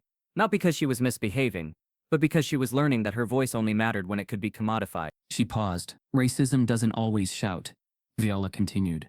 "Sometimes it shows up in who gets sent to the office and who gets a second chance. Sometimes it hides in the word disruptive. It wears the face of a teacher who doesn't make eye contact. It lives in the silence of principals who call cruelty a misunderstanding. It lives in the fake apologies and crocodile tears of people more concerned with redemption than responsibility." The silence was complete now. Not performative silence, not awkward silence, but the kind that clutches throats. "I am tired," Viola said. "But I am not quiet. Not anymore." One of the board members shifted uncomfortably, finally speaking. "Ms. Wells, we are deeply sorry for the pain Kendra." Viola cut her off, not with volume, but with precision. "Don't apologize to me," she said. "Apologies without change are just more noise. Don't offer words to my face while you write different ones in your emails. Don't honor my granddaughter in front of cameras if you'll punish the next child who dares to be different." A long beat passed. Then she said the one thing no one had dared voice aloud in that room yet. "I want resignations." Gasps burst like glass around her. Some in the audience sat upright, stunned. Others clapped instinctively. But Viola didn't raise her voice. She simply folded her hands again. "I want resignations," she repeated. "From every administrator who helped build that watch list. From every board member who knew and said nothing. From every teacher who participated in a culture that disciplines black children into silence." Behind her someone stood, then another, and another. Within seconds, half the room was on its feet. Parents, teachers, activists, students. The applause came in waves, not wild or chaotic, but grounded, powerful, earned. Viola didn't wait for it to finish. She turned from the podium and walked back to her seat, brushing Kendra's shoulder gently. As she sat down, Kendra turned to look at her grandmother, eyes glassy but unbroken, a quiet smile fighting its way forward. That night, the video of Viola's speech went viral. Millions watched her stand in that room and name what so many had tried to soften or avoid. Commentators called her the quiet storm. Hashtags like Daniola spoke and Protect Kendra trended for hours. Even elected officials shared the clip, calling her words a blueprint for how to confront institutional racism without flinching. But while the internet dissected the video, while Evergreen staff scrambled behind closed doors. A quieter moment unfolded in the Wells home. The mail came late that evening. Viola stepped outside to grab it, expecting only bills and flyers, but wedged between the usual envelopes was one she didn't recognize. Ivory paper, no return address, but stamped with an official-looking seal. She opened it under the soft kitchen light, glasses perched on her nose. The letter inside wasn't from the school. It wasn't from the board. And it wasn't from the media. It was from the Department of Education, Office of Civil Rights. It was addressed to Viola Wells, not just as Kendra's guardian, but as a complainant. It opened with an acknowledgement of the growing media coverage surrounding the events at Evergreen Elementary. It referenced the leaked watch list, the disproportionate suspension rates, and the parental emails attempting to block Kendra's recognition. And then, in careful language, it stated the following: "This office has opened a preliminary investigation into potential civil rights violations under Title VI of the Civil Rights Act of 1964. Your testimony at the school board meeting has been noted as part of the record. You may be contacted further as a witness." Viola's hands didn't tremble. They pressed the paper flat, slow and sure, as she read the lines again. Across the kitchen, Kendra watched her quietly. "What is it?" she asked. Viola met her granddaughter's eye. "It's change," she said softly. "Real change." But what Viola didn't know, what no one knew yet, was that the investigation had already uncovered something deeper in the files. A second list, one never meant to be seen, labeled Future Risk. The envelope arrived on a Tuesday morning, long after most of the neighborhood mail had been sorted through and forgotten. It was heavier than a bill and lighter than a card, and the seal on its back made Viola's breath catch before she even recognized what it was. Ivory paper, thick and dignified, with a looping script that spelled the White House in gold embossing across the top. In her years of schooling, Viola had seen many official letters, summons, jury notices, tax forms, but nothing that struck the heart quite like this. She called Kendra over, before she even opened it. The child was at the kitchen table with colored pencils and a sketchbook, trying to draw something that might someday be bigger than her own story. When Viola set the envelope in front of her, Kendra's eyebrows furrowed with curiosity, a little crease forming between them. The same crease she had when she was deep in thought. The same crease she used to have when she was only 9 and believed problems could be solved with crayons and glue. "Read it," Viola said softly, though her voice already trembled with anticipation. She didn't put pressure on the words to her. They already felt monumental. Kendra slid her fingers under the flap and eased the card out, unfolding it slowly as if it were a fragile leaf she feared might break.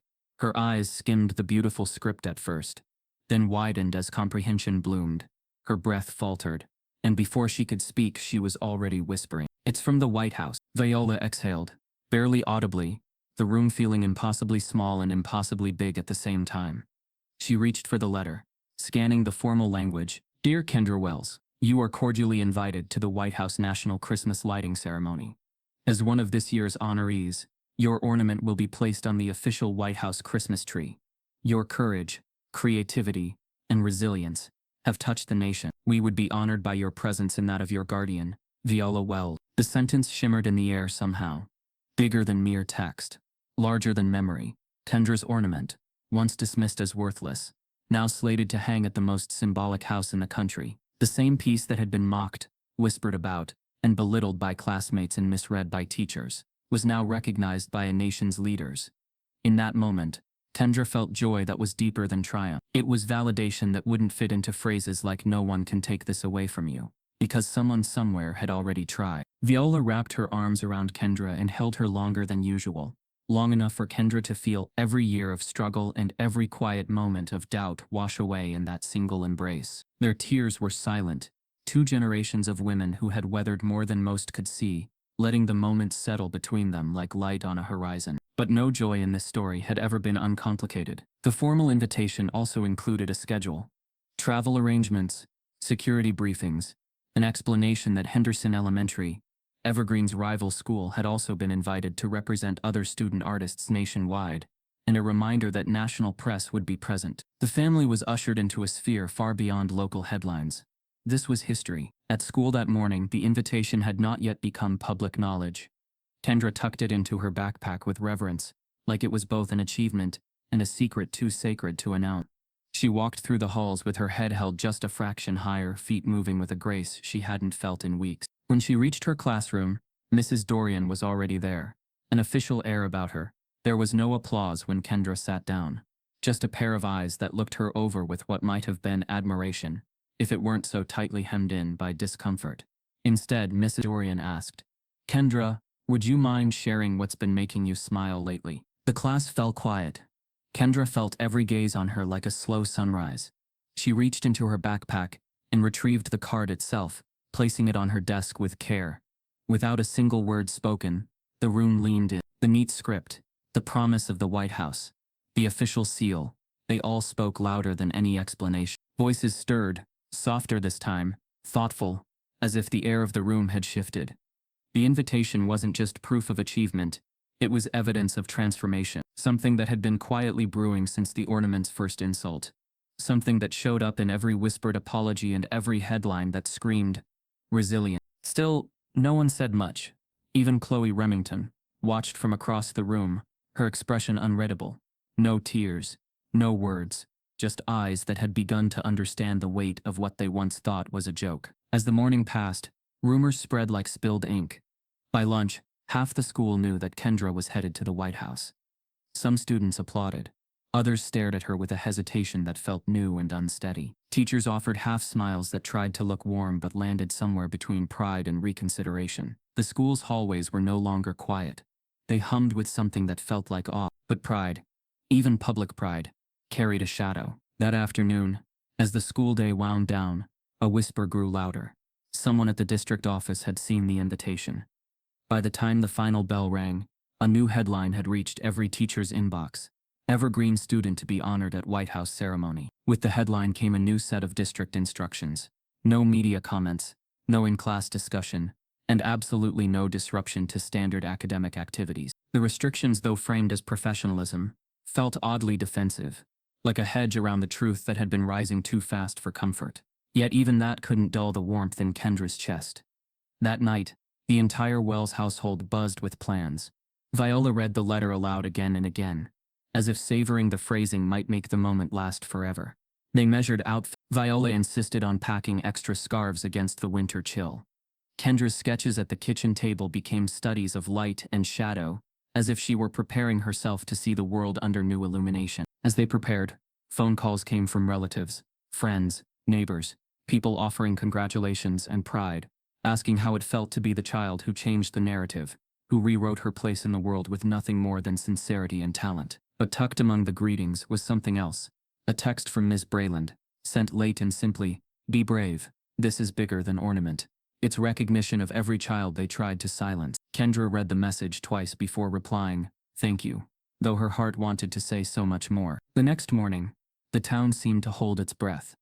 Snow began to fall, not the thick, happy snow of holiday movies, but a gentle flurry that brushed landscapes with quiet white, as if the world itself were preparing for something sacred. And then, as they gathered into the car on their way to the airport, Viola paused. Her eyes were steady, but her voice carried a hint of concern that wasn't fear, more like careful awareness. "Remember," she said, adjusting Kendra's scarf so it sat just right, "this invitation is not just for you or for us.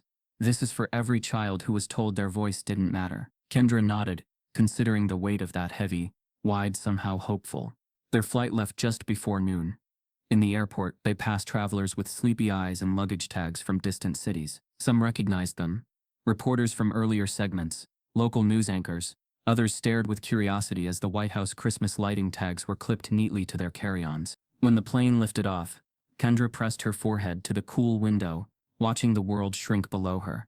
She thought of Evergreen, its halls, its glass-quiet classrooms, its watch lists and whispered resentments. She thought of her Ornament, of all the places it had been in the last few weeks, from windowsill mockery to national tree reverence, and she felt something deep in her chest, an echo of all the emotions tangled between fear and possibility. Hours later, as Air Force One descended toward Joint Base Andrews, lights from the Capitol gleamed like constellations strewn across quiet Earth. Reporters lined the tarmac, cameras trained, questions ready. The press buzz wasn't chaotic, it was reverent, like the moment itself had stopped traffic, paused breath and asked the world to watch. At civilian arrival, a White House aide stepped forward with a soft smile and formal greeting. He handed Viola an itinerary folder, clearly printed, decorated with the presidential seal, with schedules, introductions, and notes about where Kendra's ornament would be placed on the official tree. She glanced at the photo included. The tree stood in the east room, carved in shadow and glow, its branches heavy with ornaments from across the nation, each one representing a different story, a different child. But in the rendering right at the center, there it was, Kendra's ornament. And beneath it, a handwritten note from the White House Decor Committee. Your story changed us. Viola's eyes filled again. This time not with personal pride, but with the sense of a collective shift, a breath held out long enough to break open. They were guided into the East Room, past velvet ropes and portraits of presidents long gone. Each step echoing like history itself was folding around them. And when they arrived at the tree, the ornament caught the light, its bead at the center pulsing like a heart. It was breathtaking. But as Viola reached out to steady Kendra's elbow, to ground her in the certainty of this moment, the aide cleared his throat quietly behind them. There was something in his expression, a hesitation that carried weight, like a truth too delicate to announce without careful framing. He leaned in, his voice polite but strange in its seriousness. There's something you should know before the ceremony begins. And when he revealed what he'd just been told by White House security, something that could shift the entire meaning of Kendra's story once again, Viola felt the floor drop beneath her, and Kendra's eyes widened with disbelief. The December morning sun cast long shadows through the frosted windows of Evergreen Elementary, the same hallways that once echoed with snickers and side-eyes now brimming with an unfamiliar kind of silence. It wasn't peace, not yet. It was awareness. And for the first time in a long time, people were watching their steps. Kendra Wells walked those halls slowly, deliberately. Her shoes no longer scuffed the linoleum with hesitation. Her posture no longer curled in on itself, trying to disappear. She moved through Evergreen with a calm certainty. Not as a symbol, not as a spectacle, but as a girl who had taken all the insults, indifference, and invisible lines drawn around her future, and redrawn them in bold ink. This was her last day. The official announcement had been made earlier that week. After a formal offer from the Arts Advancement Youth Fellowship, a program developed to uplift creative students from underrepresented backgrounds, Kendra would be transferring to a specialized school with resources tailored to her growth. It wasn't an escape, it was an evolution. But she wasn't leaving quietly. In her backpack was a small box of colored pencils, unopened, a stack of blank sketch pads, 2 jars of mixed buttons, and a simple handwritten letter, folded 3 times and tucked in an envelope that read "Library for Future Makers." She made her way there first. The librarian, Mrs. Hudson, one of the few adults who had always offered her a soft smile, even when others didn't, looked up as Kendra entered. There was something in her expression that hovered between apology and admiration. Kendra placed the box on the desk and slid the envelope forward. "For the next kid who doesn't have supplies at home," she said quietly, "so they don't have to feel like I did." Mrs. Hudson nodded.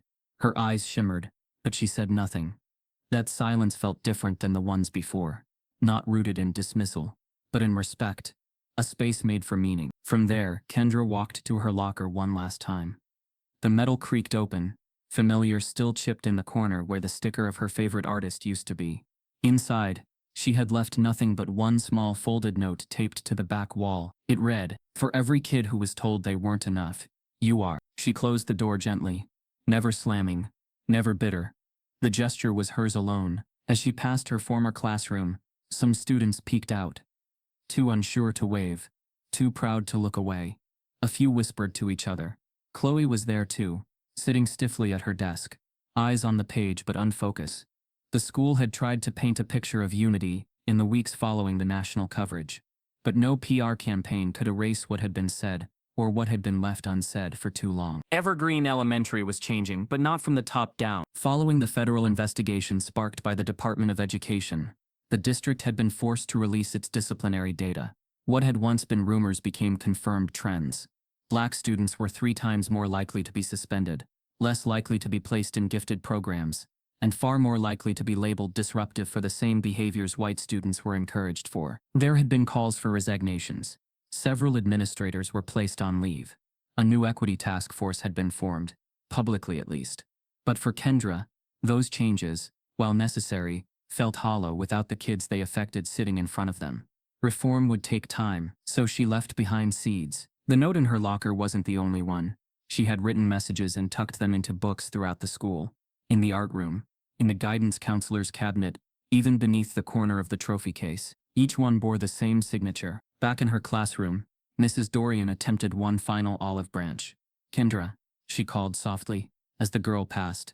"I hope you keep creating. The world needs voices like yours." Kendra paused.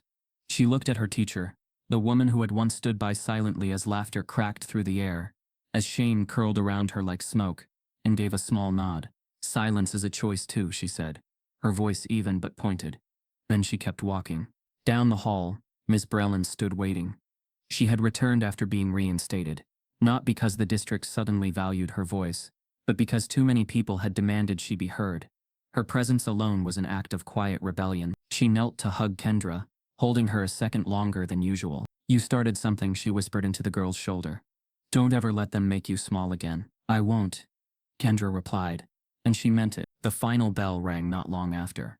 Students filtered out in slow waves, their footsteps echoing differently than before. Some avoided Kendra's gaze. A few offered shy smiles. One younger girl, maybe third grade, ran up to her and handed her a drawing, a messy, brilliant ornament, with glitter still wet at the edges. It said for Kendra in crooked purple letters. Kendra smiled. Before she stepped outside, she turned once more, looking back at the building, not with bitterness, but with clarity. Evergreen had been her battlefield. It had been her silence and her spotlight. And though she was leaving, she had already rewritten its legacy. As she and Viola walked to the car, snowflakes began to fall again. Soft, slow, cinematic. Kendra tilted her head up to catch one on her tongue, letting the cold sting just enough to remind her she was real. Not a headline, not a symbol, just a girl with calloused fingers and a sharp mind, finally free to be seen on her own terms. That night at home, Viola tucked a blanket around her and turned on the news. Coverage of Kendra's White House visit played again, this time framed as a human interest story in the year-end recap. The commentator called her the girl who turned soda cans into hope. But upstairs, in a small bedroom lit only by the glow of a desk lamp, another scene was unfolding. A little black girl in Atlanta, same age as Kendra, different story, sat cross-legged on her floor, clutching scissors and old wrappers. She had printed a photo of Kendra from the White House ceremony and taped it to her wall. Below it, she was carefully shaping bits of scrap ribbon into petals. She whispered as she worked, "I'm gonna make mine even brighter." She wasn't copying Kendra's ornament. She was building her own. And far away, in her new school, Kendra would never see that ornament. But her story had already traveled where voices usually don't. She had left Evergreen, but she hadn't left alone. Because every ribbon cut, every bead glued, every forgotten child who picked up tape and tin and dared to make beauty out of it. They were continuing her work, and in a tiny classroom across the country, that girl's teacher, unaware of what was unfolding, online, snapped a photo of her ornament and posted it to a local art forum. Hours later, a familiar name commented, "This reminds me of someone I once knew." If you believe no child should be shamed for where they come from, type yes in the comments. What would you do if your child was silenced for being different? Subscribe for more true stories that expose the quiet ways injustice hides in plain sight. Because every time we speak up, we make it harder for the world to look away.